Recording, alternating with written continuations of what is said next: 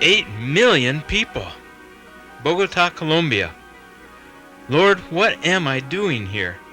I've never even been in a really big city, let alone a different country and a different language.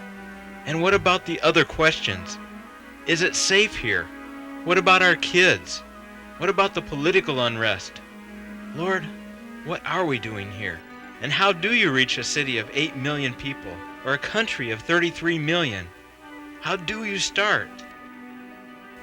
The same way Jesus did, with a small group of normal people, discipled, trained, and joined together in a team.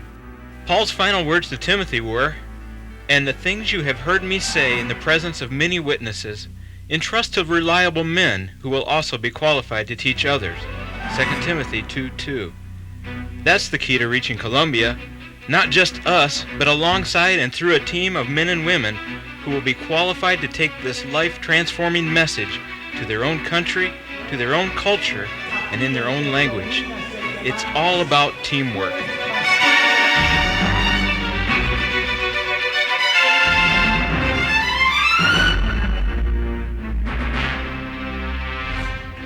We knew we couldn't do this on our own, and we knew we didn't have to. God was with us, and we felt His presence and the prayers of His people. And thanks to over 50 years of work in Colombia, there was already a strong Wesleyan church with good Colombian leadership. Our job was to join the team and build up the team. Our main focus was the Wesleyan Bible Institute in Bogota, Colombia. We joined a team of leaders and teachers and began pouring our lives into the students. God blessed us with the opportunity to teach Bible and theology to over 150 different students. The classroom setting was one of give and take. As I struggled to teach theology in Spanish, the students laughed and helped me with the words. Interaction and lively discussion took place as we sought to apply sound doctrine to real life and real church situations. These are the current and future pastors in Colombia, lay leaders, small group leaders, and Sunday school teachers. I almost didn't realize it at the moment, but lasting relationships were forming between many of the students and myself. Guys like Diego Hill and Edison Sepulveda will live forever in our memories and in our hearts, and we'll enjoy watching their ministries grow. Edison was a student pastor who had taken over a struggling church plant north of Bogota.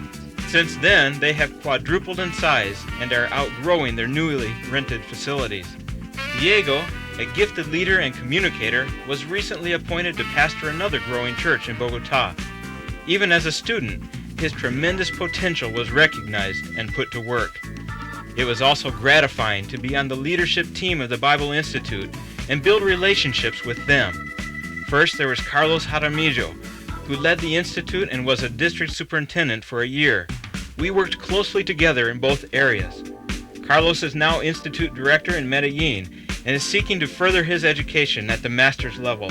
Then came Jose Quintero and his family. With him, we saw explosive growth in enrollment at the Institute and relocation to a larger facility. Last semester, there were over 90 students enrolled in day, evening, and Saturday programs. Susie was also building relationships, not only with the wives and families of pastors and leaders, but with the women and other mothers in our apartment complex. As Aaron and Sarah came along and joined their big sister Elizabeth, Susie found natural inroads into the lives of other mothers around us. We also teamed up with Colombian leaders at all levels, from the national church to the district and to the local church. Sitting on boards may have been the official involvement, but what we found most rewarding was getting involved in their lives and families. As our first term in Colombia drew to a close, we sadly realized that it would probably be our last. With only months to go, the call came from headquarters that due to the political instability in Colombia, all Wesleyan missionaries were being redeployed. Instead of a few months, we had a few weeks to wrap things up and say goodbyes to people we may see again only in heaven.